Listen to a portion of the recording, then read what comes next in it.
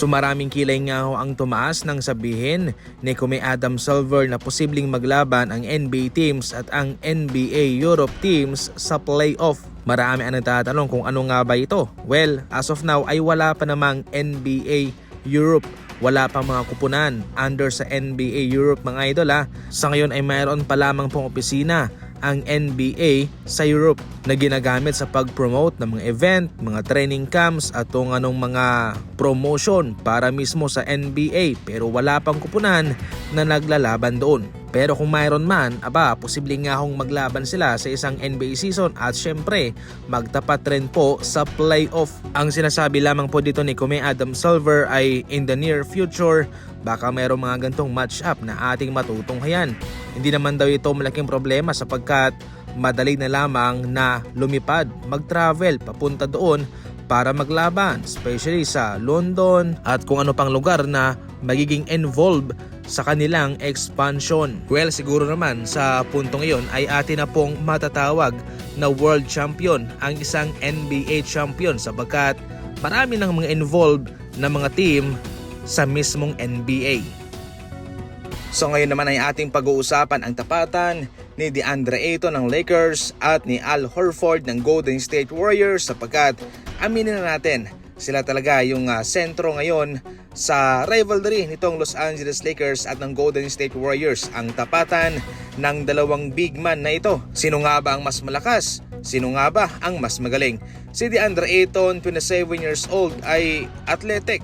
Noong nagdaang season, siya ay nag-average ng nasa 14 points, 10 rebounds per game sa kanyang shooting sa field na 56%. Samantalang si Al Horford naman ay nasa 39 years old na mga idol at hindi na siya sa prime niya.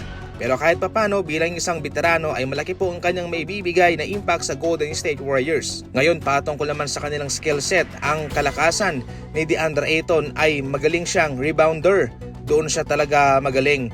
Diyan siya nag-i-excel sa kanyang presensya sa loob. Maliban sa pagdunk ay magaling din siya sa kanyang shooting sa field.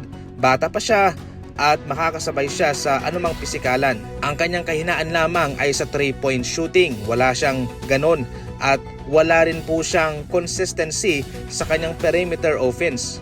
Ang kalakasan naman nitong si Al Horford ay matalino siya, magaling na passer at veteran leadership. Kabilang po yan sa kanyang maibibigay na mentor para sa mga batang players ng Golden State Warriors. Stretch na big man, pwedeng traditional, pwede rin po siyang makatira sa 3-point line na makakatulong ng malaki sa Golden State Warriors.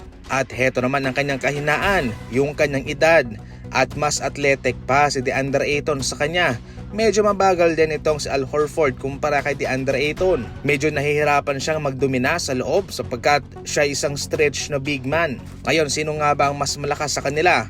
Well, pareha lang po. Magaling si DeAndre Ayton sa kanyang edad, magaling din po itong si Al Horford base lamang po sa kanyang edad. Napaka-unfair at hindi po makabuluhan kung ating sasabihin na si DeAndre Ayton sapagkat mas bata siya. Hindi rin po makabuluhan kung si DeAndre Ayton sapagkat matanda na siya. Masasabi natin kung sino talaga yung insaktong magaling kung magkapareho sila ng edad. Mayroong kalakasan si DeAndre Ayton na siya namang kahinaan ni Al Horford. Mayroong kahinaan si DeAndre Ayton na siya namang kalakasan ni Horford. Kumbaga vice versa lamang. Para malaman kung sino ang totoong magaling, magkakalaman na lang po ito sa kanilang mga laban. Pero so far, pareho silang magaling base po sa bracket ng kanilang edad.